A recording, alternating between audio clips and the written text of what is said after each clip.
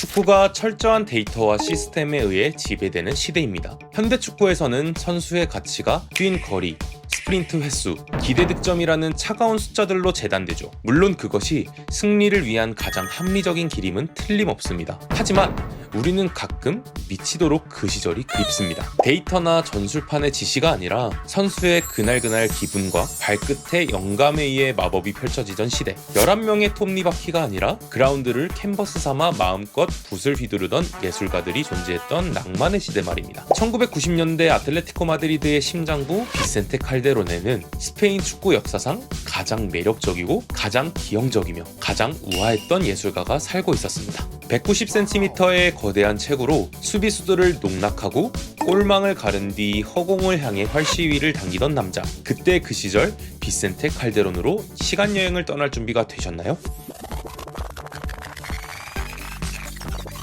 오늘은 아틀레티코 마드리드가 스페인의 절대 왕자에 올랐던 1996년 노블레테의 주역이자 우리들의 영원한 우상 페르난도 토레스가 평생을 동경했던 단 한 명의 영웅, 등번호 19번 키코의 찬란하고도 처절했던 서사를 아주 깊숙이 파헤쳐 보겠습니다. 1972년 스페인 남부 안달루시아 지방의 작은 도시 헤레스 데라 프론테라에서 태어난 프란시스코 미겔 나르바에스 마촌. 훗날 팬들에게 키코라는 애칭으로 불리게 될 이 소녀는 축구 선수로서 아주 독특한 신체 조건을 가지고 있었습니다. 190cm에 달하는 엄청난 장신. 당시의 축구 전술에서 이런 체구를 가진 선수의 역할은 아주 단순했습니다. 페널티 박스 안에 박혀서 수비수들과 몸싸움을 하고 날아오는 크로스를 머리로 우겨넣는 이른바 타겟맨 이었죠. 하지만 키코의 영혼은 타겟맨이 아니었습니다. 그의 머릿속에는 언제나 안달루시아의 뜨거운 태양처럼 자유롭고 창의적인 축구가 꿈틀대고 있었습니다. 카디스에서 프로 무대에 데뷔한 키코는 사람들의 고정관념을 산산조각 냈습니다. 거대한 체구의 선수가 춤을 추듯 수비수 두세 명을 부드러운 톤으로 벗겨냈고 보지도 않고 힐패스를 내주며 수비진을 붕괴시켰습니다. 현대 축구에서 유행하는 폴스나인의 역할을 그는 90년대 초반에 이미 본능적으로 수행하고 있었던 것입니다. 90-91 시즌 1부 리그 잔류를 놓고 벌어진 사라고사와의 운명적인 플레이오프. 19살의 애송이 키코는 이 경기에서 마치 노련한 마에스트로처럼 경기를 지배하며 기적같은 동점골과 페널티킥을 유도해냅니다. 카디스는 1부 리그에 잔류했고 전 스페인은 이 기형적이고 매력적인 천재의 등장에 발칵 뒤집혔습니다. 그리고 1993년 이 천재를 차지하기 위해 아틀레티코 마드리드의 악명 높은 독재자 헤수스 힐 회장이 움직입니다. 1993년 여름 21살의 키코는 비센테 칼데론에 입성합니다. 하지만 당시 아틀레티코 마드리드는 축구팀이라기보단 하나의 거대한 정치판이자 화약고였습니다. 팀의 구단주였던 헤수스 힐 회장은 스페인 축구 역사상 가장 독단적이고 기행을 일삼는 인물이었습니다. 성적이 조금만 떨어지면 감독의 목을 가차없이 날려버렸고 선수들을 공개적으로 비난하는 일이 일상이었죠. 키코가 입단한 93-94 시즌에만 무려 6명의 감독이 교체되는 촌극이 벌어졌습니다. 이런 극도의 혼란 속에서 갓 20살을 넘긴 청년이 제 기량을 발휘하기란 불가능에 가까웠습니다. 초반에 키코는 부진에 빠졌습니다. 카디스 시절에 그 자유분방했던 템포는 거칠고 압박이 심한 마드리드에서 통하지 않는 듯 보였습니다. 언론은 거액의 이적료를 조롱했고 팬들도 인내심을 잃어갔습니다. 하지만 키코는 무너지지 않았습니다. 그는 특유의 낙천적인 성격과 훈련장에서의 땀방울로 스스로 한계를 깨기 시작했습니다. 그리고 운명의 1995년 여름 아틀레티코 역사상 가장 위대한 전술가 중 한 명인 세르비아 출신의 라도미르 안티치 감독이 부임하며 키코의 축구 인생은 완벽한 전환점을 맞이하게 됩니다. 안티치 감독은 키코의 진정한 가치를 단번에 알아봤습니다. 그는 키코를 억지로 페널티 박스 안에 가두지 않았습니다. 대신 그에게 최전방과 이선을 자유롭게 오갈 수 있는 프리롤을 부여했습니다. 그리고 키코의 주위로 완벽한 조력자들이 배치되었습니다. 중원에는 거칠게 상대를 씹어먹는 젊은 투견 디에고 시메오네가 굳은 일을 도맡았고 그 옆에는 마법의 오른발 밀링코 판티치가 정확한 패스를 공급했습니다. 그리고 키코와 영혼의 파트너십을 이룬 호세 루이스 까미네로가 있었죠. 키코가 최전방에서 수비수들을 달고 미드필드 지역으로 내려오면 그 빈 공간으로 까미네로와 시메오네가 폭력적으로 침투해 들어갔습니다. 키코는 수비수를 등진 상태에서 보지도 않고 발 뒤꿈치나 원터치 칩패스로 공을 찔러 넣었습니다. 그것은 전술을 넘어선 완벽한 오케스트라의 교향곡과도 같았습니다. 이 시즌 키코는 11골을 터뜨리며 공격의 알파이자 오메가로 활약했습니다. 그리고 1996년 5월 25일 라리가 최종 라운드 알바세테와의 경기. 승리하면 자력으로 우승을 확정짓는 절대절명의 순간. 전반 13분 코너킥 혼전 상황에서 키코가 집중력을 잃지 않고 강력한 오른발 슛으로 선제골을 터뜨립니다. 이 골을 시작으로 2대0 승리를 거둔 아틀레티코 마드리드는 마침내 19년 만에 라리가 우승컵을 들어올렸고 코파델레이 결승에서도 바르셀로나를 꺾으며 구단 역사상 최초의 도블레테라는 위협을 달성합니다. 레알 마드리드와 바르셀로나를 발 아래 꿀린 1996년, 그 위대한 제국의 꼭대기에는 가장 찬란하게 빛나는 태양 키코가 있었습니다. 키코를 단순한 우승 멤버가 아니라 낭만의 아이콘으로 만들어준 결정적인 요소가 있습니다. 바로 그의 시그니처 세리머니 엘 아르케로입니다. 그가 골을 넣고 관중석 앞으로 다가가 한쪽 무릎을 살짝 굽힌 채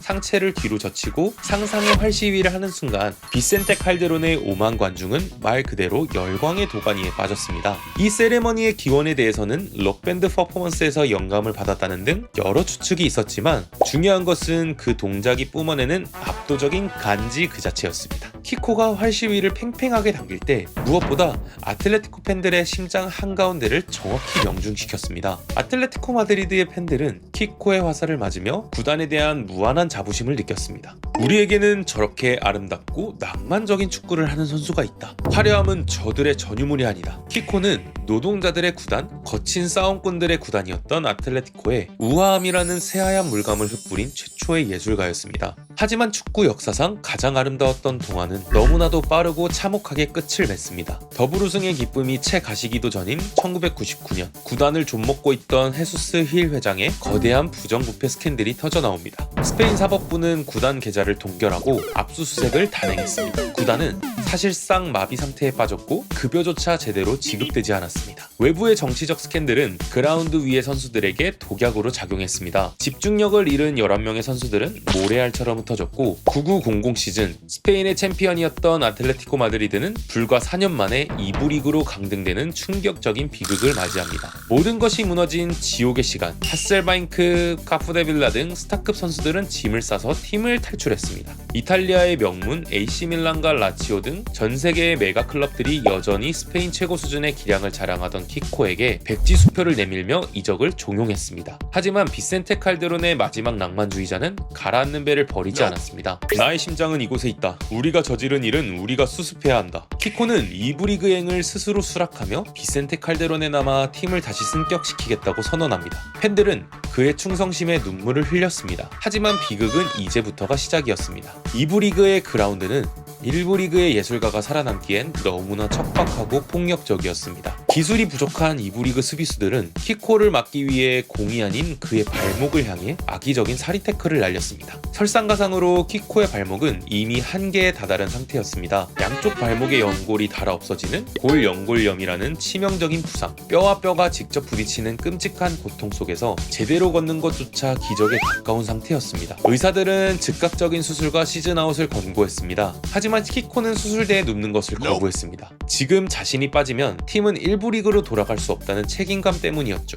그는 경기가 시작되기 전 라커룸에서 발목 관절에 직접 무시무시한 진통제 주사를 꽂아 넣었습니다. 감각을 마비시키고 그라운드에 나가 진흙탕을 뒹굴었습니다. 우아했던 백조가 생존을 위해 온몸에 흉터를 남기며 절뚝거렸지만 기적은 일어나지 않았습니다. 아틀레티코는 골득실 차이로 승격에 실패하며 2부 리그에서 또 한 번의 시즌을 맞이하게 됩니다. 그리고 2001년 여름 발목이 완전히 산산조각 나버린 키코는 더 이상 아틀레티코에 도움이 되지 못한다는 것을 깨닫습니다. 기동력을 완전히 상실한 그는 자신의 청춘과 영광 그리고 연고를 모두 갈아넣은 비센테 칼데론을 향해 눈물겨운 작별을 구합니다. 가장 화려하게 타올랐고 가장 비참하게 재가 되어버린 영웅의 씁쓸한 퇴장이었습니다. 키코는 떠났지만 전설은 그렇게 허무하게 끝나지 않았습니다. 비센테 칼데론에서 키코가 활시위를 당기며 마법을 부리던 시절 관중석의 가장 높은 곳에는 그를 신처럼 동경하며 눈을 반짝이던 주근깨 가득한 10대 소년이 있었습니다. 그 소년의 이름은 페르난도 토레스였습니다. 토레스의 방 벽은 온통 키코의 브로마이드로 도배되어 있었습니다. 유스 훈련장에서 토레스는 매일같이 키코의 볼터치와 턴 동작을 따라하며 자랐습니다. 키코가 부상으로 무너져가며 팀을 지탱하던 그 지옥같은 2부 리그 시절 17살의 소년 토레스가 1군의 콜업 기억되며 혜성처럼 데뷔합니다. 시간이 흘러 토레스는 팀의 주장이 되었고 키코가 남기고 간 등번호 19번 그리고 9번을 물려받으며 아틀레티코 마드리드의 새로운 심장이 되었습니다. 토레스가 아틀레티코 마드리드에서 잉글랜드 안필드에서 그리고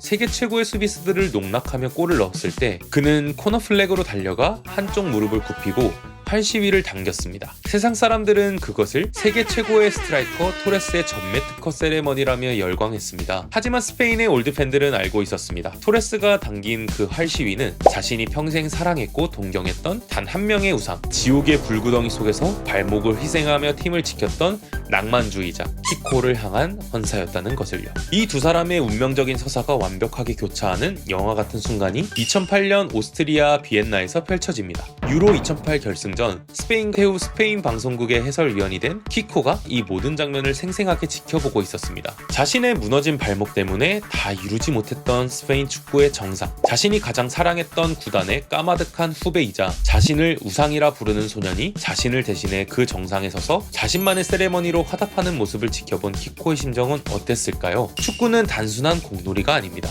세대를 뛰어넘어 꿈과 영혼이 전승되는 거대한 서사시입니다. 현대 축구의 차가운 통계학으로 키코를 평가한다면 그는 역대 최고의 반열에 오르기엔 득점수가 부족하고 부상으로 전성기가 너무 짧았던 선수일지도 모릅니다. 하지만 아틀레티코 마드리드의 팬들에게 키코는 숫자로 평가할 수 없는 불멸의 신화입니다. 그가 비센테 칼데론에서 보여주었던 그 우아한 볼터치 한 번은 수백 개의 뻔한 골보다 우리의 심장을 더 뛰게 만들었습니다. 그가 팀을 구하기 위해 자신의 연고를 갈아 넣으며 흘렸던 눈물은 수십 개의 우승 트로피보다 진하게 우리의 가슴에 새겨져 있습니다. 1999년에 기적을 관통했던 그의 화살은 토레스라는 거대한 재능을 깨었고 결국 그 화살은 돌고 돌아 21세기의 우리에게까지 도달해 아틀레티코 마드리드라는 팀의 낭만을 완성하는 거룩한 정신이 되었습니다. 우승컵의 숫자는 언젠가 잊혀지지만 선수가 팬들에게 안겨준 낭만은 영원히 늙지 않습니다. 누군가 아틀레티코가 어떤 팀이냐고 묻는다면 90년대 칼데론에서 유려하게 활시위를 당기던 우리의 예술가 키코의 모습을 조용히 보여주시기 바랍니다.